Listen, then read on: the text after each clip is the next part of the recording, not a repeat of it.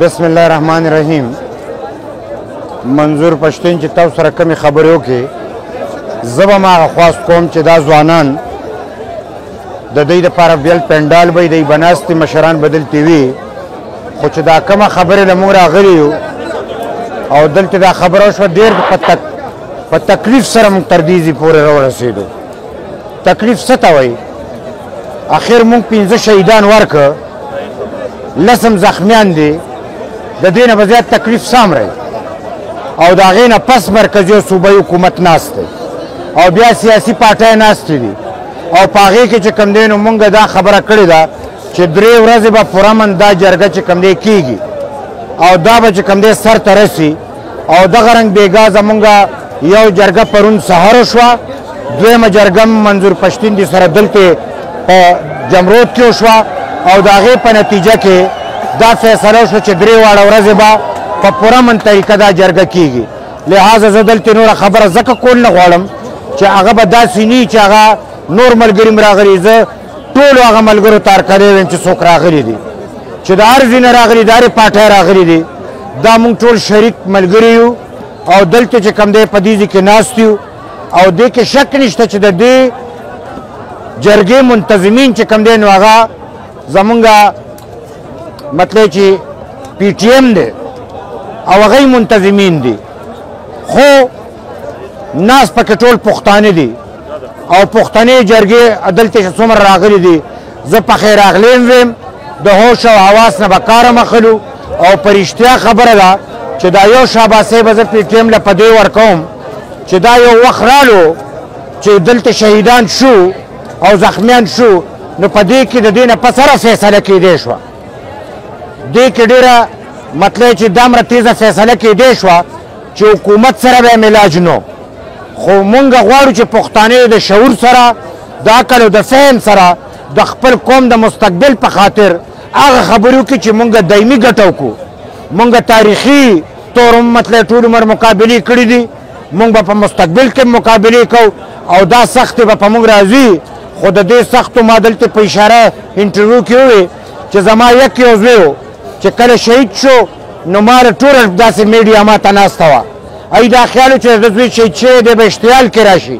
ما وی زما خو دا یو زوی و، ټیک ته چې د پلار په حیثیت زه خفه یم، خو دا کامي شهید دی،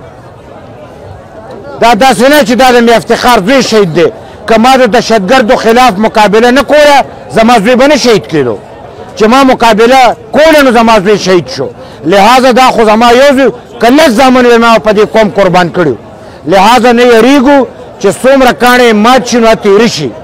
دوی چې نن په مونږ ګزار کړی دی کاڼې نور هم تېره شو، خدای د هغې ریزلټ راکړو، دی وی چې اوبه یریږي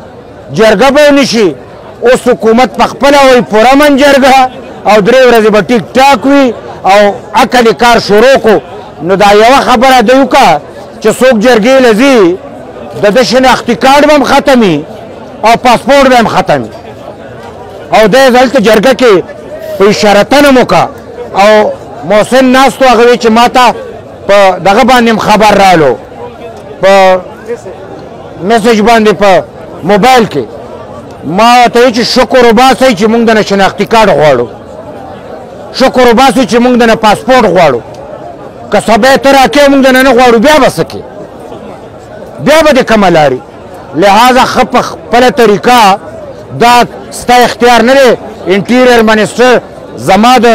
خپل ټکسونو تنخوا اخلي، دی زمونږ نوکر دی، دی به هغه خبرې نه کوي چې زمونږ د احساساتو جذباتو خلاف نه پاسپورټ زمونږ نه اخیستی شي نه شناختي کارډ زمونږ نه اخیستی شي، مونږ له به یې ستا پلار هم راکوي چې نه یې راکې نو قومي فیصله به وي چې ته په ما عیني لارې باندې قانوني لارې باندې زه مجبور یم چې غیر عیني او غیر قانوني لار خپل کړم، خو دا قصور به زما نه دا به ستا خپلي او سبا به بیا ته ارمان کې خو وخت به تېري، لہذا د عقل نه کار واله یو ځل بیا زه خپلو کشرانو ته ویم چې کوم زمونږ سره راغلي دي،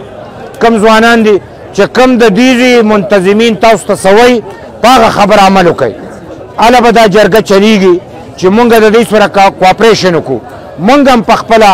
دلته صرف د دې ورځې چې دوی وی راځئ به موږ رالو، اوس د دوی نه هدایات الو چې سبا به څه کوو بله ورځ به څه کوو، هغه رنګه زیري به کوو چې منتظمین مونږ ته څه دلته هدایات کوي د هغې په بنیاد به کوو مونږ به جرګې کامیابولو کې خپل همت کوو د هغې سره ملګرتیا کوو چې جرګه په هېڅ قیمت خرابه نه شي خدای دې چې کوم دی زموږ د پښتنو دا سختې ورځې ختمې کړي